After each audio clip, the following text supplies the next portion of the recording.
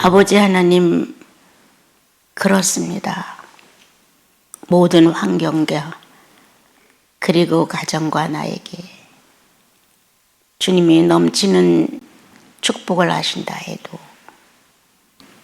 주 여호와를 잊어버리면 무슨 의미가 있을까요?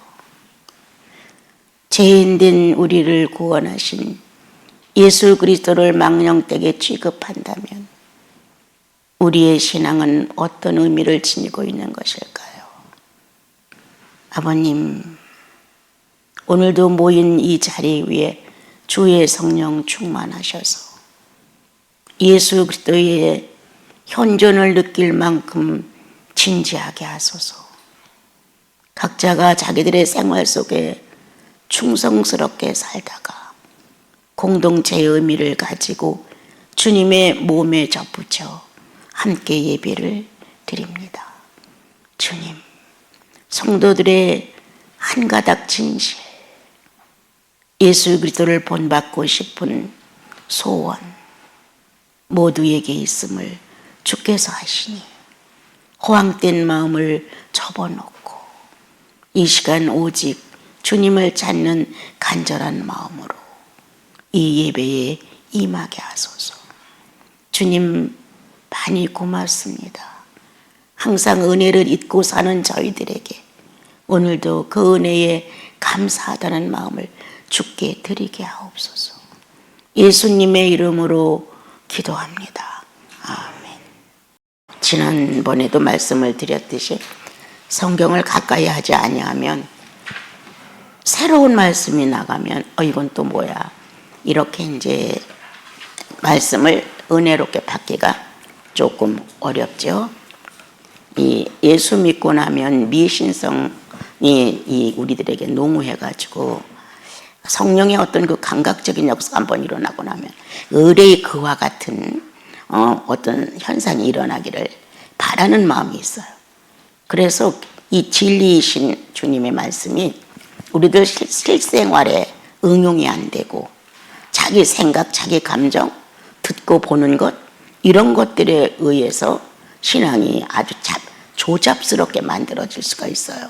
여전히 하나님을 찾고 주님이라 부르고 이렇게 해도 실상 사생활 속에서 보게 되면 미신 덩어리가 되어서 정말 이치에 맞고 뭔가 규격적이고 나와 여러분이 흔들리지 않는 어떤 인격의 규모가 이렇게 정확하게 잡혀 있는 수가 굉장히 드물어요. 그래서 이제 예수를 안 믿으면 다 환자지만 예수 믿고 나면 구원의 확신이 환자가 치료됐다는 뜻이거든요. 치료가 되고 나니까 이제 새로운 생태계로 들어가는 것이 하나님의 사회를 배워간단 말이에요. 하나님의 사회를 배우다 보면 하나님의 나라도 알게 되는 거예요. 아, 그 나라와 그 일을 구하라고 하셨는데 이런 거였구나. 이렇게 세세히 설명을 안 해주어도 각자가 자기 영혼이 구원됐다면 구원의 범주 안에서 각자가 주님을 사랑하는 것만큼 깨달아요.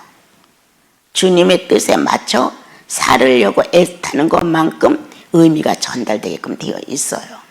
그래서 구원받은 자 안에는 영원히 함께 한다는 임마누엘을 성령을 통해 확증하셨어요. 누구든지 구원받고 영생의 확신이 있으면 그는 임마누엘 범위에 들어있는 거예요. 그런데 자기 신분조차도 귀하게 여기지 않아. 하나님의 자녀라는 이 신분조차도 우리는 야, 이거 대단한 거다. 이렇게 위대하게, 좀 더 고귀하게, 좀 더 다르게 이렇게 생각을 않고 옛날 짐승처럼 살았던 돼지처럼, 소처럼, 그냥 염소처럼 내 멋대로 휘젓고 살았던 죄인의 본능 자체로 사는 걸 더 편리하게 생각해요. 야, 이게 더 편해. 이렇게 살면 됐지. 그럼 결국은 하나님의 형상과 모양이 무시됐다는 얘기예요. 하나님과 형상과 모양으로 지음을 받았다고 하셨는데 우리는 여기서 무시되고 있는 거죠. 근데 누가 하느냐? 본인 자신이 성령을 통하여 일깨운 의식들이 있어요. 죄로부터 용서받았다는, 하나님의 자녀가 됐다는, 세상을 뜨면 어디서라도 구원된 자는 천국을 간다는 뭔가 뚜렷한 내용이 영혼 안에 있고, 내 의식이 살아있는 한 주의 성령도 함께 하신다는 이 저마다의 믿음이 되어 있어요. 그런데도 사생활 중에서 우리는 예수님을 까맣게 잊어. 이렇게 망각세계로 신앙생활을 하다 보게 되면 이제 본능적인 짐승의 본능이 활동하기 시작해요. 또 미워져, 또 질투해, 또 싫어져, 뭔가 못마땅해. 여러 가지 악인이 썼던 그 비인격적인 모습을 또 들고 나오는 거예요. 지난날엔 안 그랬는데 지금 와서 왜 내가 또 이래? 이렇게 뭔가 자책이 와도 그 자책을 중하게 여기지 않아요. 아, 내가 이거 타락되어 가는 거구나. 아, 내가 이거 성령을 무시했구나. 이거 뭔가 내가 하나님 자녀의 신분에서 지금 이탈되고 있구나. 이렇게 자기 자신을 조금 돌아봐야 되는데 그냥 팽기쳐버려요. 책임감 없어요. 그리고 이제 그렇게 한 번, 두 번 이렇게 망나니처럼 죄인의 비인격을 발휘하고 살다 보면 자연성이 되어요. 그래서 예수 안 믿는 사람하고 똑같아. 거짓말 시켜도 가슴도 두근거리지 않아. 남을 속여놓고도 아무렇지도 않아. 남을 손해내게 하고 내가 유익을 얻었는데도 도둑질했다는 느낌조차도 없죠. 나는 처음에 예수 믿고 성경을 몇 년 만에 만나게 돼서 성경을 읽으면서 엄청 그 충격적이었던 게, 어떻게 인간 일상생활이 이렇게 기록이 잘 됐을까? 어떻게 이렇게 잘 됐을까? 나중에 눈을 떠서 성경을 조금 밝게 보게 됐을 때는 신명기 같은 성경이 없는 것 같은 거예요. 사생활 정의가 그렇게 깨끗하게 잘 가르쳐 주었어요. 나중에서야 인간 바르게 교육하는 게 600가지가 넘는다는 것을 알았지, 처음엔 그것도 몰랐어요. 이야, 이렇게 바르게 지침을 해놨구나, 이렇게 바르게 방향 표시를 해놨구나. 아주 정말 예수 바로 믿을 수 있는 이정표를 너무 잘 기록하신 거였어요. 그것만 읽어도 충분한 것 같았어요. 이 신명기만 읽어도 예수 믿는데 하자 없다. 어쩌면 이렇게 잘 기록을 하셨을까? 곁눈질도 하지 마라, 못도 하지 마라. 너무너무 교육적인 차원에서 본다면 조금은 억압적인 것 같아도 바른 게 잘을 쳐서 가면서 훈계하면서 살 수 있게 하신 거였어요. 그런데 더군다나 그거보다 더 세밀하고 투명하고 더 확실하고 내가 아니라고 거부할 수 없을 만큼 내 인식 안에서 맴돌고 있는 실체가 성령이신 거예요. 율법보다 월등하신 신의 전부가 내재해 들어오신 거란 말이에요. 그분의 투명성이, 율법도 어마어마한 투명성이죠. 그렇지만 성령의 투명성은 비교할 수가 없을 정도죠. 성경은 읽어야만 그 문자가 있음을 통해서 투명이 살아나지만 우리는 성령은 내 영혼의 의식 안에 들어있으니까 읽을 시간 없이 즉각적인 반응으로 투명 사실이 드러나요. 너 그거 아니다, 순식간에 드러나잖아요. 그래서 율법 시대가 소경이었다면 복음 시대에 와서 예수님을 받아들인 나와 여러분은 대낮이라고 성경을 그렇게 빛이라고 말씀하셨어요. 이렇게 빛된 성령의 역사가 우리 마음에 들어와서 자꾸 타일러 줘요. 일로 가면 안 돼, 일로 가면 안 돼, 이렇게 하면 못 돼, 이렇게 하면 악해져. 이렇게 이제 타일러 주시는 거예요.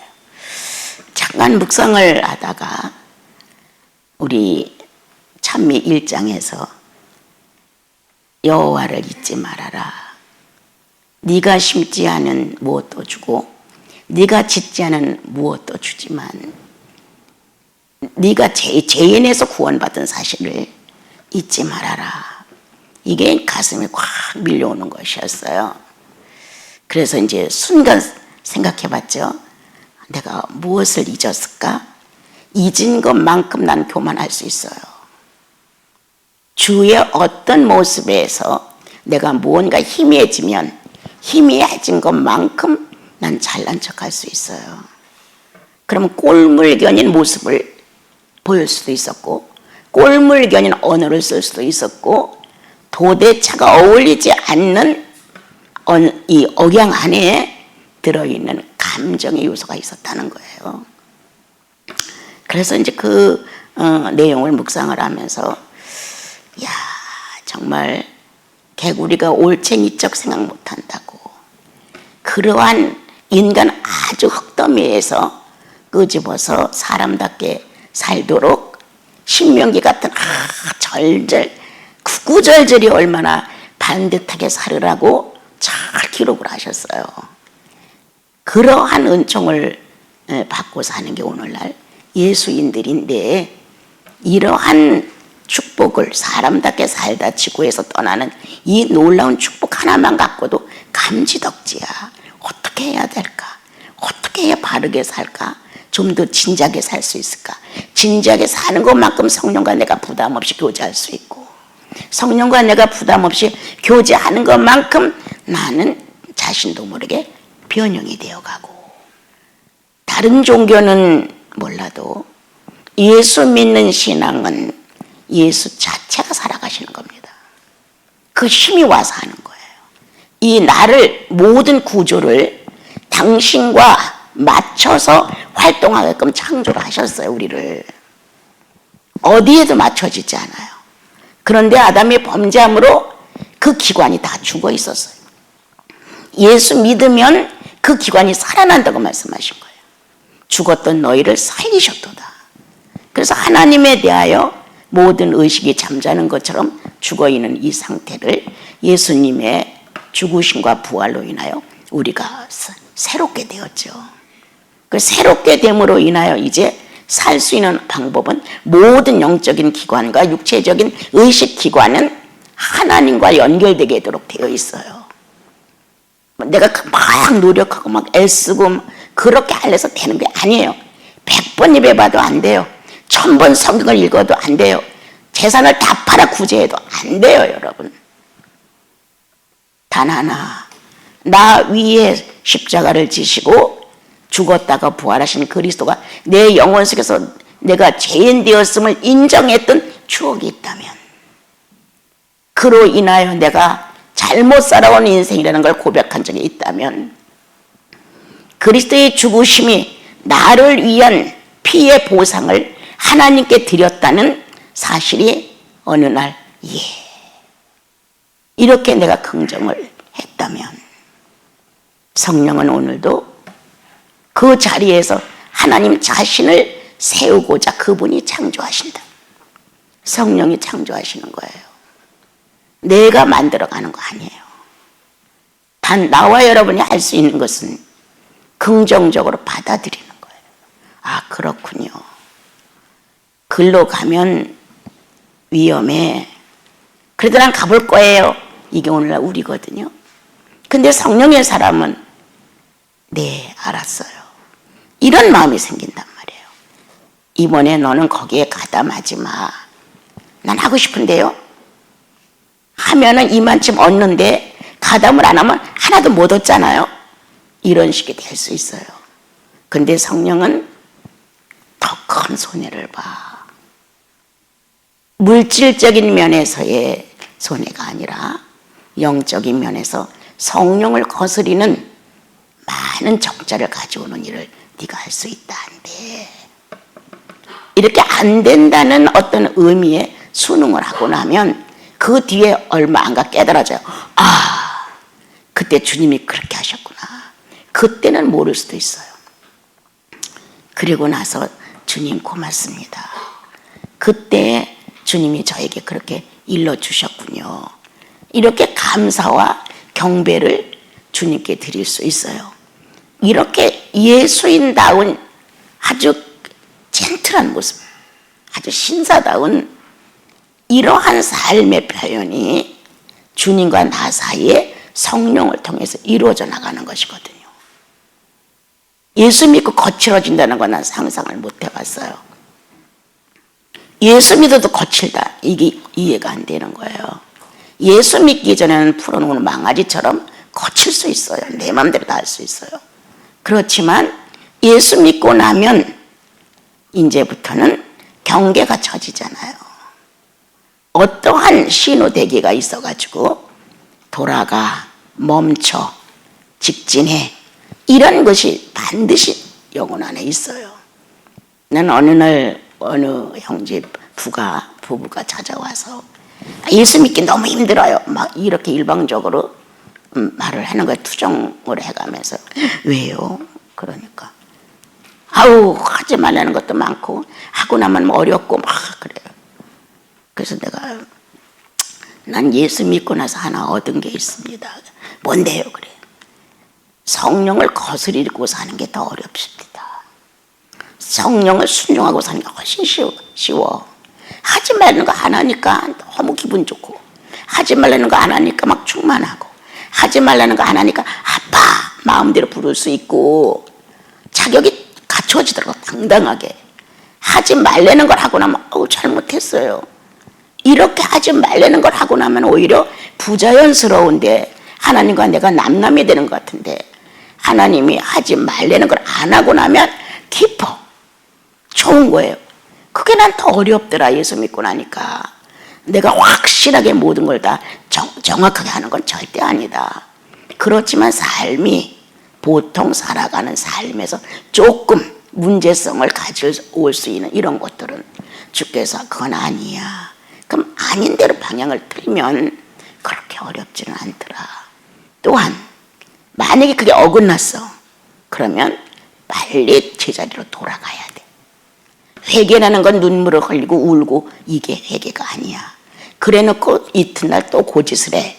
그럼 그건 뭐야? 그건 속이는 거야. 기만이야. 정말 내가 주님 앞에서 옳지 않았어, 내가 성령을 거스렸어, 맞아, 감동이 있었는데도 내가 무시했어, 이런 의식이 들어왔단 말이에요. 그러면 당연히 안 해서 해야 되는데 우리는 그냥 해버리는 거예요. 오늘 주의 말씀을 우리가 보면은 이 에레미야 선지자 시대의 어려움을 겪는 문제가 나와요. 이제 아주 간절히 바라고 찾고 또 기다린 것이 에레미야예요. 이제 이거를 백성들이 이렇게 기다리고 이렇게 참고 하나님을 바라고 구원해 주기를 바라는 그것보다는 이건 에레미야 심정이에요. 그런데 이것을 백성조차도 그렇게 하는 것처럼 마음을 쓸 수가 있었던 거죠. 그래서 서운했어요.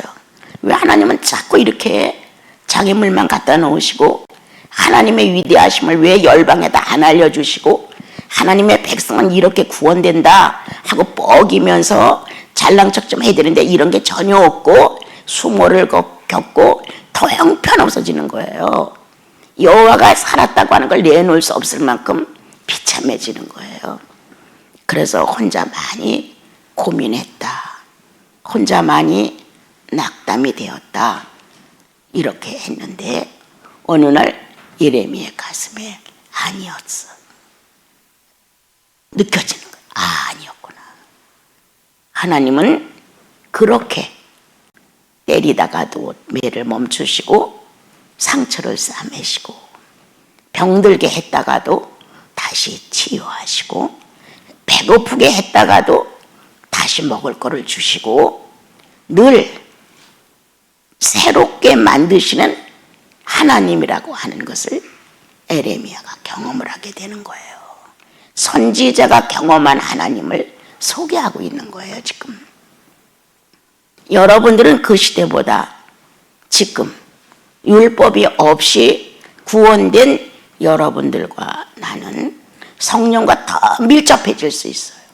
월등히 밀접해져요. 그런데 우리들의 자아가 거듭난 내가 하나님을 요구하는 마음으로 가지 않기 때문에 구약 성도들만도 못해요.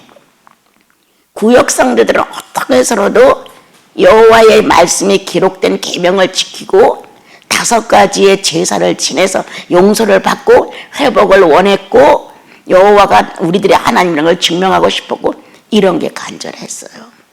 근데 우리는 예수 그리스도가 십자가의 못을 받고 다시 부활하셔서 성령을 보내어 우리 죄를 용서했고 이런 성령을 통해서 인격 교류가 될 수 있다고 회복된 영혼에 대하여 기록을 했는데도 구약 성도만 못한 게 너무 많은 거예요.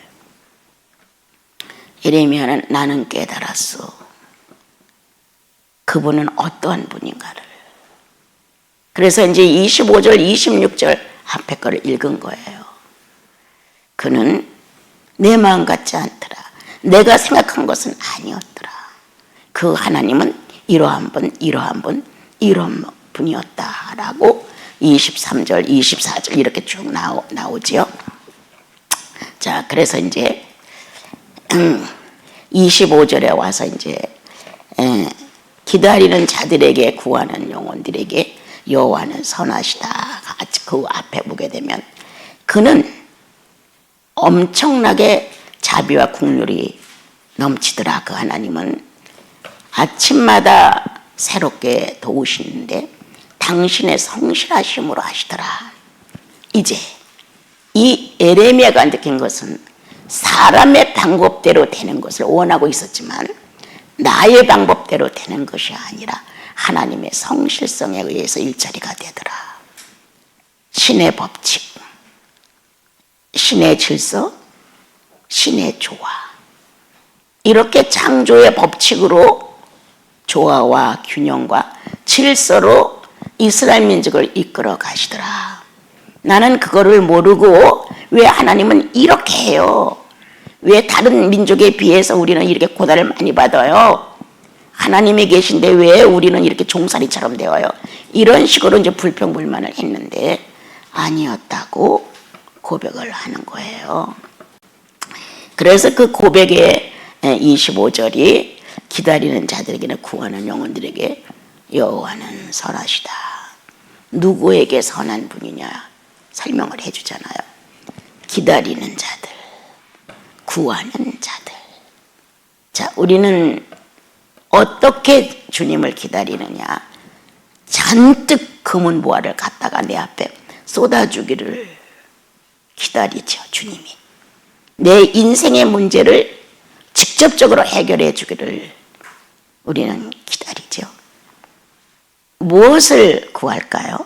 현재 내게 막막한 어떤 사건 하나를 성령이 기뻐하든 좋아하든 나빠하든 관심조차도 없어.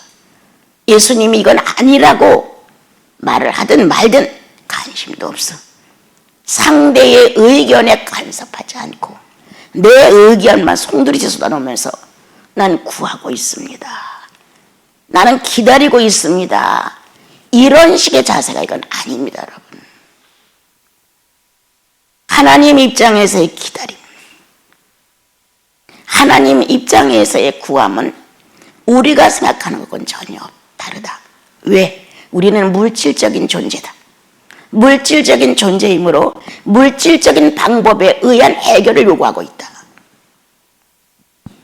에레미야도 그랬죠. 그런데 하나님은 아니다. 비물질 세계의 주인이다. 비물질 세계에서 물질을 탄생시킨 것이니까. 그럼 하나님의 계획은 어디로부터 시작되느냐? 비물질 세계에서 물질 세계로 등장이 된 거다. 우리는 물질로 먼저 시작이 됐다. 죄인으로. 그렇고 예수를 믿고 나니까 비물질 세계를 알게 됐다. 영생이다, 그게. 비물질 세계를 알고 남으로 나와 여러분은 자연적으로 가난을 배웠다. 하나님에 대해 나는 가난해요. 나 예수 믿고 주님의 가르침 속에서 가장 효과 있었다고 한다면 나 자신의 인간 문제를 버릴 수 있었다는 것. 그거는 비물질 세계가 물질 세계를 점령할 수 있을 만큼 구원받은 능력이 대단했다는 것. 예. 걷고 싶다. 나도 정상적인 육체를 갖고 싶다. 나도 정상으로 돈 벌고 싶다. 나도 정상으로 대우받고 싶다. 뭐 별 요구가 다 들어있잖아요. 그러한 물질적 욕구로 가득 찬 한 사람이 예수님을 만났다. 비물질과 물질을 하나로 만들고 계신 그분을 만났다. 그분의 압도적인 나를 구원코자 하는 그분의 구원의 역사가 나를 정복하셨다. 그럼을 통해서 내게 그리스도를 통해서 선물된 건 무엇이냐? 하나님의 기다리심과 하나님의 구하심이 뭔지를 깨닫게 된다. 내 입장에서 급해? 내 입장에서 빨리 해야 돼? 내 입장에서 지금 모든 일이 해결돼야 돼? 이런 식은 결코 아니다. 창조도 그분이 원대로 하셨다. 독생자 예수 그리스도를 보내는 것도 그분의 원대로 하셨다. 십자가의 못을 받고 저주의 한 사람으로 비참하게 만든 것도 그분이 하셨다. 다 죽었다고 체념을 했었을 때 다시 살리신 것도 그분이 하셨다. 사람은 죽음으로 막을 내렸다. 더 이상은 없다고. 그런데 하나님이신 비물질이신 하나님은 예수 그리스도를 부활로 일으키셨다. 내가 믿는 하나님이 어떤 하나님이냐? 비물질 세계를 물질화, 물질화 세계를 비물질화 시킬 수 있는 분이다. 그분이. 나는 여기에 능숙한가? 조금 없으면 없다고 난리를 치고, 조금 있으면 있는 것처럼 거드름을 피고, 그죠? 조금 배우면 유식한 척하고 나서고, 남 무시하고, 또 나보다 더 잘난 사람이 있으면 굽실거려야 되고, 이렇게 균형 잃은 내 모습이 아니었는가? 우리는 예수의 사람들입니다, 여러분. 예수의 사람들은 물질의 욕구에 그렇게 비굴하지 않습니다. 성령의 사람들은 지금 현재 만난 모든 사건을 물질화로 인정해버리지 않습니다. 하나님은 하실 수 있습니다. 영생이 믿어졌다면 난 그렇게 생각해요. 영생은 아주 무지를 깨뜨리고 나타나는 건데 그 암흑같이 캄캄한 거기에 한 줄기 빛이 왔는데 그 영생은 나에게 보이지 않는 세계를 설명하고 그 영생은 나에게 믿음이라는 걸 얹어줬단 말이에요. 안 믿어지면 이건 안 돼. 예수 믿는 건 안 믿어지면 못해요, 여러분. 그래서 나와 여러분은 비물질이신 하나님의 기다림과 구원함이 어떤 건지, 물질인 나는 어떤 입장에서 하나님을 기다리고 또 구하는 건지 여러분들 스스로가 한번 생각해 보셔야 돼요. 예수 믿고 나니까 하와가 선악과를 따먹었다는 문제에 관심 없어져. 예수 믿기 전에는 이 물질의 욕구는 선악과를 따고 싶었지. 에덴 동산에서 하나님이 되고 싶었죠. 아담도 무시됐죠. 자기의 동력자도 무시가 된 거예요. 하나님도 무시가 된 거예요. 우리는 내 이 물질의 욕구라는 것은 그렇게 부함을 요구한다. 그런데 예수님께서 제자들을 데리시고 낮에 음악한 곳에 앉으셔서 제자들에게 가르쳤다. 마음이 가난한 자는 복이 있어. 이게 이해돼야 돼요, 여러분. 이게 무슨 뜻이 감동이 와야 되거든요. 심령이 가난한 자는 복이 있어. 마음이 가난한 자는 복이 있어. 뭐에 대하여? 하나님 자신 비물질에 대하여. 난 그분을 갈망한다. 그분이 해놓은 그 모든 것들을 갈망하지 않는다. 난 그분 자체를 갈망한다. 내 형편주의가 불행으로 꽉 찼어도 그분만 존재하면 된다. 이렇게 마음이 가난하냐 이 말이에요. 주님 예수 그리스도가 사람으로 오셔서 인생사를 경험하시고 죽었다가 부활했다고 하는데 난 이 지식조차 무식해. 이거 성령을 통해 더 많이 경험이 돼야 되는데 난 이것도 부족해. 아주 무지해. 그래서 가끔 안타까울 때가 있어요. 나이는 이제 거의 다 80이 됐고 모든 의지와 의식과 이런 것들은 이제 막바지를 달리는데 야 내가 이래가지고 되겠는가. 죽는 날까지 비물질을 갈망하는 내 마음은 가난한 자로서 성령을 요구하고 있는가. 나는 그리스도가 필요해요 라고 찢겨지고 매맞고 다 터진 육체를 갖다가 버릴 정도의 저주의 모습을 난 오늘도 사랑하는가. 이게 중요하잖아요. 주님 어떤 것과도 비교할 수 없어요. 주님 만난 것 나에겐 최상이에요. 간혹 불행이 온다 할지라도 간혹 슬픔이 온다 할지라도 막막한 상황이 온다 할지라도 빔을 지신 당신을 통하여 내가 거듭났다는 이 현실을 무시할 수 없어요. 이렇게 나와 여러분은 비물질계로부터 출발된 현실을 물질계보다 월등히 잡아야 한다. 그리고 비물질계의 주인공이신 하나님 아버지와 깊은 교제를 통해서 그분의 것들을 사랑하지 말고 그분 자체를 붙들어야 한다. 무엇도 주십시오. 무엇도 이루십시오. 무엇도 부족합니다. 이거 관계없어요. 다 없어도 괜찮아. 당신만 있으면 되어요. 아무것도 필요 없어요. 그렇게 영원히 갈망하느냐? 네, 이 말씀을 읽다가 욕망 없는 갈망은 순수하다. 이런 마음이 팍 들어왔어요. 비물질을 사랑하는 건 욕망 없는 갈망이라는 거예요. 그게 가슴에 딱 박히면서 순간 난 얼마나 사랑했는가 비물질을. 비물질 잡히지도 않아 보이지도 않아. 어떻게 할 수 없는 이 비물질을 놓고도 물질보다 100배 더 사랑할 수 있었단다면 이건 성령이 비물질을 사랑할 수 있게 하신 것이다. 그럼 나는 비물질의 사회를 살고 있는 것인가? 정말 이런 이제 내용이 막 지나갔어요. 비물질, 심령이 가난한 자, 하나님을 찾는 물질, 비물질. 나도 비물질적인 심령이 되어서 비물질을 갈망한다. 물질에 대한 이 현실을, 내 육체를 오래 살기를, 건강하기를, 조금 여유가 있어 남한테 누를 안 끼치기를 바라는 물질의 욕망이 아니라는 거예요. 그걸 갈망하는 게 아니야. 그건 언제든지 있어. 이 세상 사는 날까지 이거를 배제하고 비물질계를 갈망하는. 그래서 기다립니다, 주님.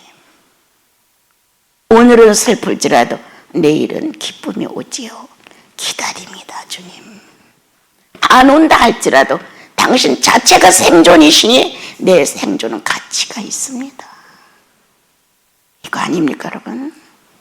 그런 게 안 와도.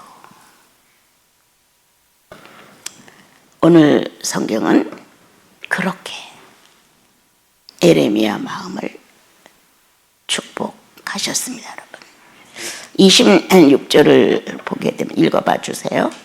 사람이 구원을 바라고 잠잠히 기다림이 좋도다. 예. 구원을 바라고. 하나님께서 어떻게 하시는, 우리는 벌써 구원하면 내 유익부터 생각하는 거야. 내 유익. 나한테 필요한 거를 주는 게 구원이야. 틀리지 않죠. 그런데 하나님의 목적에 맞는 구원이 돼야 되죠. 내가 원하는 내 목적에 맞는 구원이 아니라 하나님 목적에 맞는 구원이 이루어져야 되죠. 내가 신앙이 어렸을 때에는 나를 위해 죽으신 예수라고 많이 동정을 했습니다. 아팠고 찔렸고 버림받고 슬프고 이렇게 예수 그리스도에 대해서 기록해 놓은 성경을 읽으면 다 내 탓이라고 맨날 말하면서 그래도 바뀐 것도 별로 없어. 그런데 어느 날 누구를 위한 구속이냐, 이 질문이 가슴속에 탁 오면서 하나님을 위한 구원이었다. 이게 떨어지는데, 만약 내가 예수 그리스도를 구주로 안 모셨다면 안 모신 만큼 자리는 주님의 살을 움푹 파놓은 것 같다는 거예요. 비정상 예수를 만드는 거라는 거예요. 그게 가슴에 꽉 오는 거예요. 그래서 그때부터 얼마 지나 누구를 위한 구원이냐, 나를 이단이라고 해도 좋다, 하나님을 위한 구원이다, 나 자신을 위해서 그 구원했다고 하지 마라, 내가 막 이랬잖아요. 하나님 자신을 위한 구원이었어. 창조에 흠이 생길 수 없어. 창조가 비창조가 될 수는 없어. 주님은 구원 사역을 당신의 창조의 완성을 위해서 하신 것이다, 이 깨달음이 막 오는 거예요. 그런데 나는 다 나를 위해서 준비했다고 생각하니까 예수 믿고 욕망이 더 커진 거잖아요. 기도만 하면 다 되는 것 같은 거예요. 복채를 많이 내면 점괘가 잘 나오는 것처럼 무언가 행위를 잘해서 예수 믿으려고 하는 것 같은 거예요. 아니죠. 순수한 성령이 내 안에, 그리스도의 존재의 부활을 인정하기 위해서 내 안에 오셨어요. 내가 하나님의 속성으로 됐다는 사실을 증명하기 위해서 성령이 오셨어요. 그래서 비물질 세계에 나는 가난한가 알고 싶어하느냐, 예수 그리스도를, 너의 창조주 하나님 아버지를, 너와 더불어 같은 영이라고는 리코리의 이 균등을 갖고 있는, 그건 100%는 아니지만요, 그렇게 성령이 와서 나와 여러분의 거듭난 영혼을 하나의 성령으로 하나로 만들어서 존재의 인격을 살리시는 이 놀라운 사건을, 그래서 침묵함으로 말하지 않는다, 이런 뜻이 아니에요. 욕망 없는, 물질의 욕구 없는, 무언가를 하나님을 통해 전지전능함을 사용하고 싶은 이러한 갈망이 없는,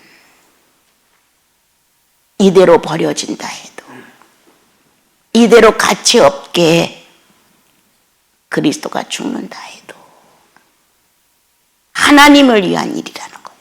하나님을 위한 일. 침묵이다. 말을 많이 하는 사람이 말을 좀 줄이는 것도 뭐 나쁜 말은 아니죠. 수다한 사람들이 그 질서를 찾는 것도 틀리지는 않습니다. 그러나 정말 침묵은 내 자아의 욕구가 잠자고 보이자는 비물질을 향하여 질주하는 것이다, 갈망하는 것이다. 거기서 뭐라고 써서 26절이요? 바라고 잠잠히 기다림이 좋도다. 예. 자, 우리는 이런 기다림 그러면 그저 국어사전에 낱말뜻 오래 참는다, 틀리지는 않아요. 이렇게 물질이 이해할 수 있는 물질 상권의 문자로만 보니까 우리가 성장이 부족할 수도 있어요. 조금은. 틀린 말은 아니에요. 잠잠히 기다림이 좋도다, 이렇게. 어떤 기다림이냐 이거죠. 어떤 기다림이에요? 하나님의 기다림부터 생각해 보세요. 어떤 기다림이에요? 어떤 기다림? 막바지 집을 버리고 재산 다 가지고 나간 넷째 아들, 둘째 아들, 탕자가 돌아오는 기다림이 아니었을까요? 그건 한 가정의 완성을 의미하죠. 창조를 완성하는 것이죠. 하나님이 왜 인간을 만들었느냐? 만든 결과가 끝내는 돌아오는 것, 아버지 품으로. 하나님의 거룩한 속성으로 형상과 모양을 보냈어. 그런데 타락했어. 다시 그리스도를 보냈어. 치유가 됐어요. 그래서 그 아들은, 그 자식은 아버지께로 돌아와서 아버지 품에 안기는 게 창조의 완성이에요. 교회의 완성이에요. 앞으로 재림 예수 그리스도가 이 땅에 오시다는 거 지금 안 믿어져요, 여러분들. 나도 마찬가지예요. 그렇게 나는 막 실감적이고 막 이거 아니에요. 때때로 성령의 역사하시면, 알게 하시면 이 안에서 재림의 어떤 의미가 나에게 용기를 주지요. 그리고 무식하다고 탄식하죠. 주님, 내가 구원받고 성령 받은 것만 내 편에서 좋아하지 다시 오신다는 거 나 그렇게 소중하지 않아요. 다시 오신다는 거 나 그렇게 기다리지도 않아요. 성령이 역사하셔서 기다림의 마음이 확 움직여오면 눈물이 주르륵 한번 나지요. 그럴 정도지 정말 주님이 오신데 준비해야지 이런 의미도 나는 충만하지가 못해요. 어떤 기다림이었냐? 주님의 계획이 완성되는 기다림. 이스라엘 민족을 놓고 메시아가 오실 수 있는 그 시간까지의 기다림.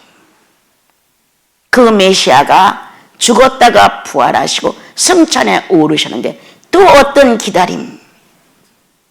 다시 오셔서 하나님이 목적한 그의 나라를 완성하는 것.